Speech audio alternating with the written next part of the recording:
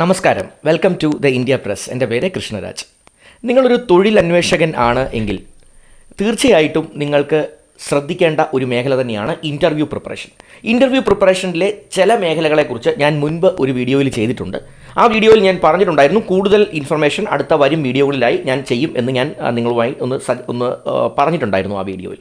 അപ്പോൾ അതുമായി ബന്ധപ്പെട്ട കുറേയധികം ഇമ്പോർട്ടൻ്റ് ആയിട്ടുള്ള കാര്യങ്ങളാണ് ഞാൻ ഇന്നത്തെ വീഡിയോയിൽ പറയുന്നത്. ഏറ്റവും പ്രാധാന്യത്തോടെ പറയുന്ന കാര്യങ്ങൾ, ഈ വീഡിയോയിൽ സംസാരിക്കാൻ ഉദ്ദേശിക്കുന്ന കാര്യങ്ങൾ, frequently asked questions and how to answer those questions. ഒരു HR ഇൻ്റർവ്യൂവിൽ ചോദിക്കാൻ സാധ്യതയുള്ള ഫ്രീക്വൻ്റ്ലി ആസ്ക്ഡ് ക്വസ്റ്റ്യൻസ്, അതിനെ എങ്ങനെ ഹാൻഡിൽ ചെയ്യാം, അതായിരിക്കും ഞാനിതിൽ ഡിസ്കസ് ചെയ്യുന്നത്. Once again welcome back to the channel.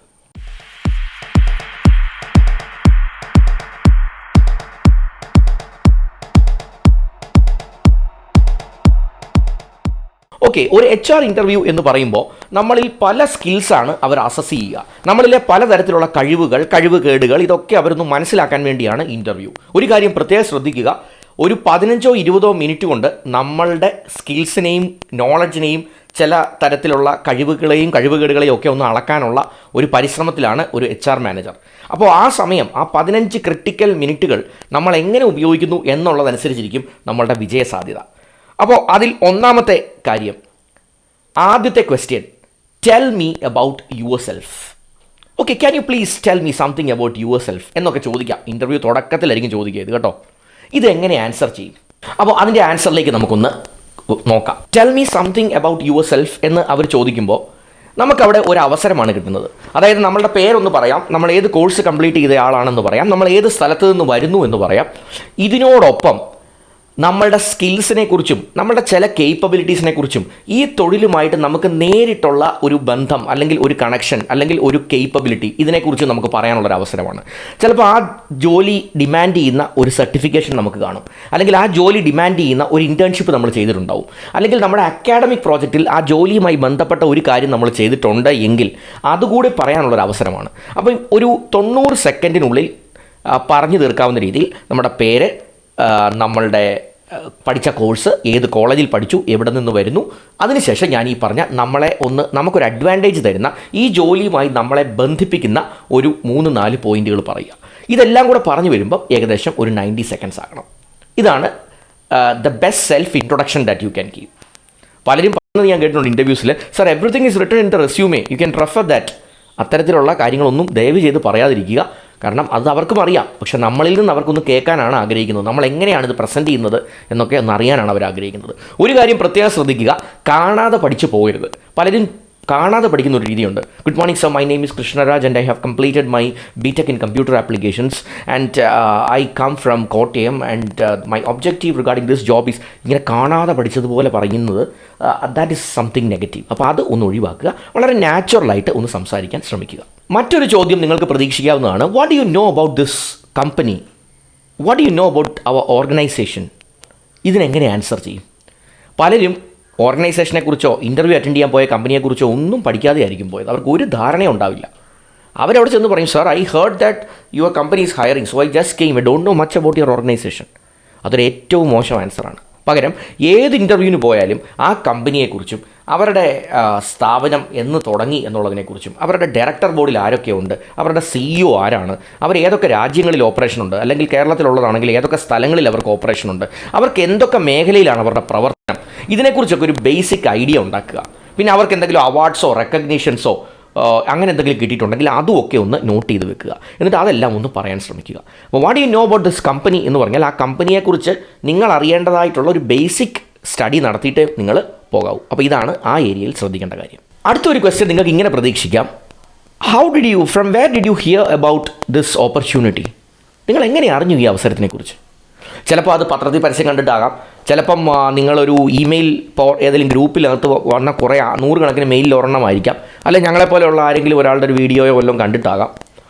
പക്ഷേ ഈ കമ്പനിയുടെ വെബ്സൈറ്റിലൊക്കെ കയറി അവരുടെ HR അനൗൺസ്മെൻറ്റിനകത്ത് ഈ ജോലിയെക്കുറിച്ച് ഇട്ടിട്ടുണ്ടോ എന്ന് നോക്കുക. ഉണ്ടെങ്കിൽ നിങ്ങൾ തീർച്ചയായിട്ടും എന്ത് പറയണം? Sir, I was tracking your company for a long time. It was one of my dreams to be in this company. So I frequently check your website and I found that you are inviting candidates for this position and is how I apply. നിങ്ങളത് ചെയ്തോ ഇല്ലയോ എന്നുള്ള രണ്ടാമത്തെ വിഷയം. പക്ഷേ നിങ്ങൾ ആ കമ്പനിയെ ട്രാക്ക് ചെയ്യുന്നുണ്ടെന്നും ആ കമ്പനിയുമായി നിങ്ങൾക്കൊരു അതിൽ ജോലി ചെയ്യാൻ നിങ്ങൾ ആഗ്രഹിക്കുന്നുണ്ടെന്നും ഒക്കെ അവർക്കൊന്ന് തോന്നണം. ഓക്കെ, പക്ഷേ ഇത് പറയുമ്പോൾ ഒരു കാര്യം പ്രത്യേകം ശ്രദ്ധിക്കണം. ഈ കമ്പനിയുടെ വെബ്സൈറ്റിൽ ഇവർ നോട്ടിഫിക്കേഷൻ ഇട്ടിട്ടുണ്ടെന്നും ഈ കമ്പനി അത്യാവശ്യം ഒരു ക്വാളിറ്റിയുള്ള ഒരു വലിയ കമ്പനിയാണെന്ന് നോക്കണം.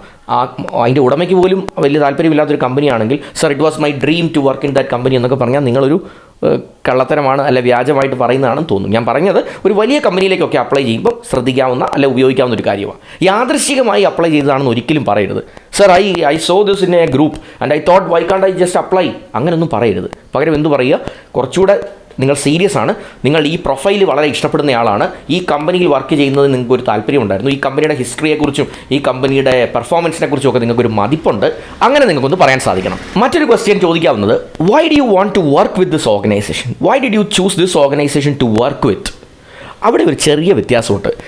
അവിടെ നിങ്ങൾ പറയേണ്ടത് ആ കമ്പനി നിങ്ങൾക്ക് ഓഫർ ചെയ്യുന്ന ജോബ് പൊസിഷൻ, ആ പൊസിഷൻ കൊണ്ട് നിങ്ങൾക്ക് നിങ്ങളുടെ കരിയറിൽ ഉണ്ടാക്കാൻ പറ്റുന്ന വളർച്ച, അത് നിങ്ങൾ പഠിച്ചതുമായി ബന്ധമുള്ളതാണെങ്കിൽ അത് നിങ്ങൾക്ക് അപ്ലൈ ചെയ്യാൻ പറ്റുന്ന ഒരു അവസരം. വ്യത്യസ്തമായ പ്രോജക്റ്റൊക്കെ ആ കമ്പനി ചെയ്യുന്നുണ്ടെങ്കിൽ, I have A different technology, ഈ കമ്പനി ഒരു സോഫ്റ്റ്വെയർ കമ്പനി വല്ലതും ആണെങ്കിൽ വ്യത്യസ്തമായൊരു ടെക്നോളജി, അതല്ല സോഫ്റ്റ്വെയർ ഒന്നുമായിട്ട് ബന്ധമില്ല മറ്റേതിൽ തന്നെ കമ്പനിയാണെങ്കിൽ അവരേറ്റെടുത്ത് നടത്തുന്ന പ്രോജക്റ്റുകൾ അതൊരു ഡിഫറൻ്റ് ആയിട്ടുള്ളതാണ്. അതിലത്തെ ഡിഫറൻസ് എന്താണെന്നും കൂടെ നിങ്ങൾക്ക് സ്പെസിഫൈ ചെയ്യാൻ പറ്റിയാൽ നിങ്ങൾ വെൽ സ്റ്റഡീഡ് ആണെന്നും വെറുതെ ഇങ്ങോട്ട് കയറി വന്ന ആളല്ല, നിങ്ങൾക്ക് ഇവിടുത്തെ ജോലി അല്ലെങ്കിൽ ഈ കമ്പനിയിലെ ജോലി, ഇവിടുത്തെ കരിയർ, ഇതിലൂടെ നിങ്ങൾക്കൊന്ന് ഡെവലപ്പ് ചെയ്യാനായിട്ടുള്ളൊരു പ്ലാൻ ഉണ്ട് എന്ന് അവർക്ക് വ്യക്തമായിട്ട് മനസ്സിലാക്കാൻ സാധിക്കും. അപ്പോൾ ആ ഭാഗവും ഒന്ന് ശ്രദ്ധിക്കുക. മിക്കവാറും ജോബ് ഇൻ്റർവ്യൂസിലെല്ലാം ചോദിക്കാൻ സാധ്യതയുള്ള ഒരു കാര്യമാണ്, can you please explain to us about your strengths and weaknesses. പല കാൻഡിഡേറ്റ്സും അവിടെ ഇരുന്നായിരിക്കും ആലോചിക്കുന്നത്, ദൈവമേ എൻ്റെ സ്ട്രെങ്ത് എന്താണ്, എൻ്റെ വീക്ക്നെസ് എന്താണ്. ഒരിക്കലും അങ്ങനെ സംഭവിക്കരുത്. സ്ട്രെങ്ത്സ് ആൻഡ് വീക്ക്നെസ്സസ് എന്ന് ചോദിച്ചാൽ വ്യക്തമായി നമുക്ക് പറയാൻ പറ്റണം.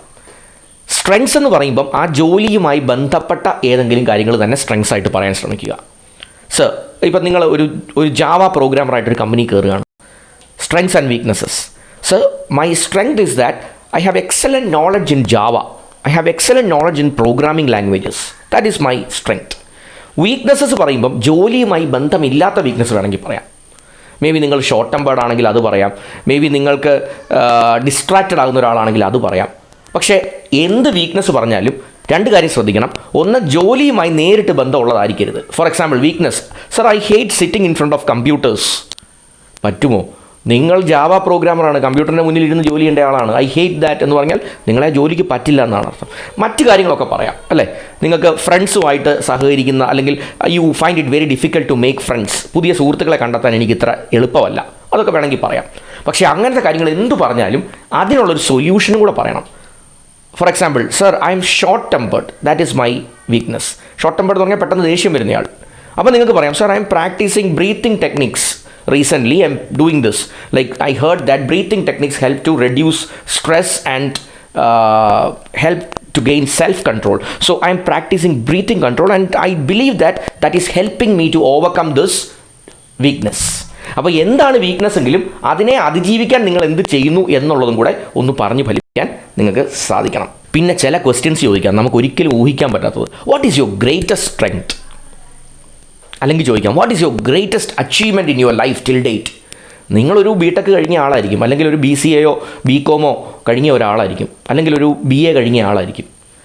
ഇത്രയും നാളുകൊണ്ട് നമ്മൾ വലിയ അച്ചീവ്മെൻറ്റ്സ് ഒന്നും നേടിയിട്ടുണ്ടാവില്ല. അപ്പം നമ്മളോർക്കും, ദൈവമേ എന്ത് അച്ചീവ്മെൻറ്റ് ഞാൻ പറയും? നോ, നിങ്ങൾ ഇതുവരെ നേടിയിട്ടുള്ളതിൽ ഏറ്റവും മികച്ച ഒരു അച്ചീവ്മെൻറ്റിനെ വളരെ എഫക്റ്റീവായിട്ട് നല്ല മസാലയൊക്കെ ഇട്ട് നമുക്കത് പ്രസൻറ്റ് ചെയ്യാൻ പറ്റണം. ചിലപ്പോൾ കോളേജിൽ പഠിച്ചുകൊണ്ടിരുന്നപ്പോൾ ഒരു NSS ക്യാമ്പിൽ പങ്കെടുത്തതാകാം, ചിലപ്പോൾ ഒരു NCCയുടെ ഭാഗമായിട്ട് എന്തെങ്കിലും ഒരു കാര്യം ചെയ്തതാകാം, അല്ലെങ്കിൽ ഫ്ലഡിൻ്റെ സമയത്ത് എന്തെങ്കിലും സപ്പോർട്ടിന് പോയതാകാം, അതല്ലെങ്കിൽ കോവിഡ് സമയത്ത് ഭക്ഷണം വിതരണം ചെയ്തതാകാം. എന്തെങ്കിലും ഒരു ചെറിയ കാര്യം അത് നിങ്ങളുടെ ഒരു അച്ചീവ്മെൻ്റ് ആയിട്ട് നിങ്ങൾ കാണുന്നത് പറയാം. അല്ലെങ്കിൽ നിങ്ങൾ കുറച്ച് പണം സ്വരുക്കൂട്ടി നിങ്ങളുടെ പേരൻസിന് എന്തെങ്കിലും വാങ്ങിക്കൊടുത്തതാകാം. അതും അല്ലെങ്കിൽ നിങ്ങളുടെ ഏതെങ്കിലും ഒരു ദരിദ്രനായ ഏതെങ്കിലും ഒരു ഇല്ലായ്മയുള്ള ഏതെങ്കിലും ഫാമിലിയെ എന്തെങ്കിലും സപ്പോർട്ട് ചെയ്തതാകാം. എന്തെങ്കിലും ഒരു കാര്യം, something that you consider as an achievement.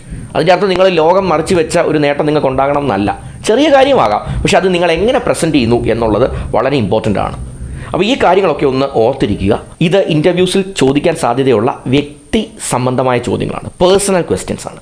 അപ്പോൾ ഇതിനെയൊക്കെ മനോഹരമായിട്ട് നമുക്ക് ഹാൻഡിൽ ചെയ്യാൻ സാധിച്ചാൽ ഇൻ്റർവ്യൂ ബോർഡ് ഇൻ്റർവ്യൂവിൻ്റെ അവസാനമാകുമ്പോൾ നമ്മളുടെ വശത്തേക്ക് വരും.